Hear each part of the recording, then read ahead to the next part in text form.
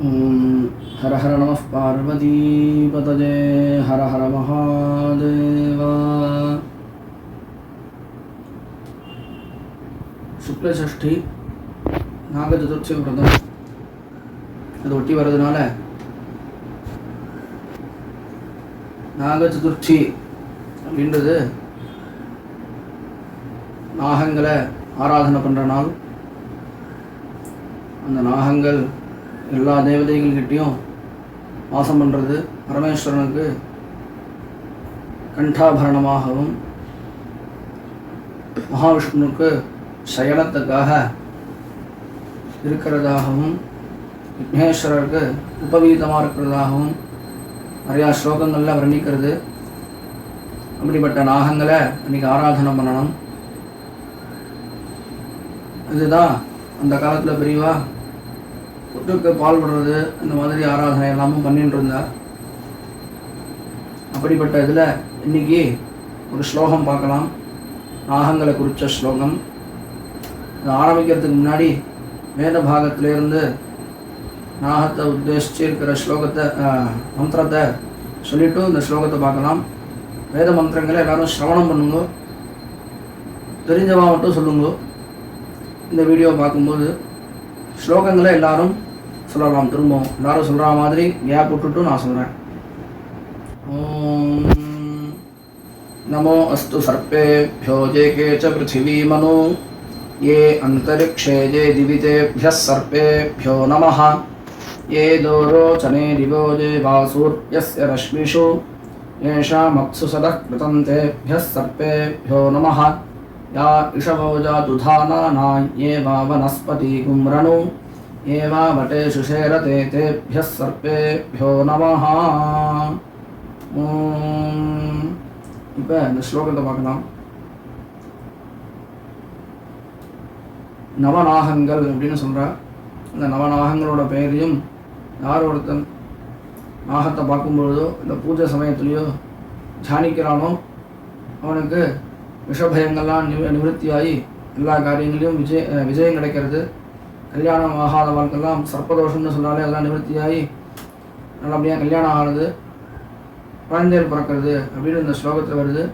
அதனால் எல்லாரும் இதை சொல்லி பயனடையணும்னு பிரார்த்திக்கிறோம். ஸ்லோகத்தை ஆரம்பிக்கலாம். ஓம் அனந்தம் வாசுகிம் சேஷம் பத்மநாபஞ்ச கம்பலம்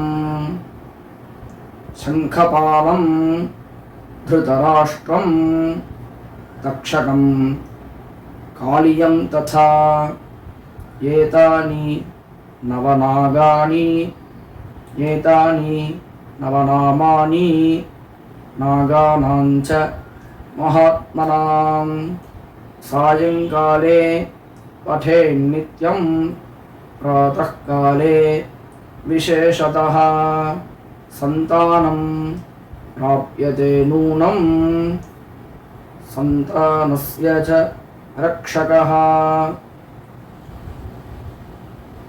सर्वबाधा विनिर्मुक्तः सर्वत्र विजयी भवेत्.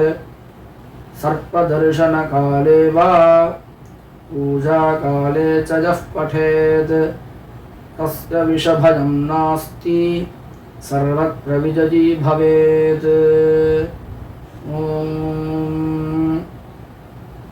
இந்த ஸ்லோகம் அனந்தம் வாசுகிம் சேஷம் பத்மநாபஞ்ச கம்பலம் சங்கபாலம் திருதராஷ்டிரம் தக்ஷகம் காளியம் ததா அப்படின்னு 9 விதமான நாகங்களுடைய பெயரை சொல்கிறது. நம்மளுக்கே தெரியும், அனந்த பத்மநாப சுவாமி அப்படின்னு சொல்கிறோம். அங்கே சேஷம் அப்படின்றது ஆதிசேஷன், அனந்தன் வாசுகி. வாசுகி தெரியும், கடைஞ்சு அமிர்தத்தை எடுத்தால். அதே மாதிரி தக்ஷகம் அப்படின்றது கந்தர்வன் அப்சரஸ் அப்படின்னு சொல்கிற அந்த வழியில் வரவா தக்ஷகன்றவர். காளியம் அப்படின்றது காளிங்க நிர்தனம் பண்ணாரும் அந்த காளியம். இப்படி இன்னொரு நடுவில் ஒரு 4 சர்ப்பங்களுடைய பேர் இருக்குது. இந்த சர்ப்பங்களுடைய பெயரை தியானம் பண்ணிட்டு ஏதானி நவநாமானி நாகானாஞ்ச மகாத்மனாம். இந்த 9 விதமான நாமங்களை இந்த சர்ப்பத்தை தியானம் பண்ணிட்டு சாயங்காலே பிராத்தகாலேவா, சாயங்காலமும் சொல்லலாம், கார்த்தால சொன்னால் இன்னும் விசேஷம் அப்படின்னு ஸ்லோகத்தில் சொல்லிகிட்டே வரால். அதனால என்ன கிடைக்கிறது அப்படின்னா, சந்தானம் பிராப்பியதே நூனம், குழந்தை பாக்கியம் கிடைக்கிறது. சந்தானஸ்ய ரக்ஷகா, குழந்தையில காப்பாற்றுறது. சர்வா பாதா வினிர்முக்தா, எல்லா பாதைகளையும் நம்மக்கிட்டேருந்து நிறுத்துறது.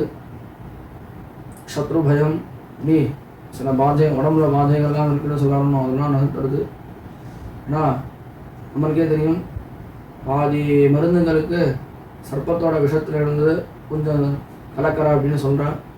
அதனால் இந்த சர்ப்ப தேவதைகளுக்கு மட்டும்தான் இந்த மாதிரியான சில விசேஷங்கள் உண்டு.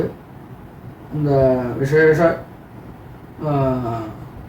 விசேஷத்தினால இந்த பாதைகள்லாம் நிவர்த்தி பண்ணுறாள் அப்படின்னு சொல்கிறாள். பூஜா காலத்துலேயும் சொல்லலாம், எங்கே சர்ப்பத்தை பார்க்குறோமோ அங்கேயும் சொல்லலாம்.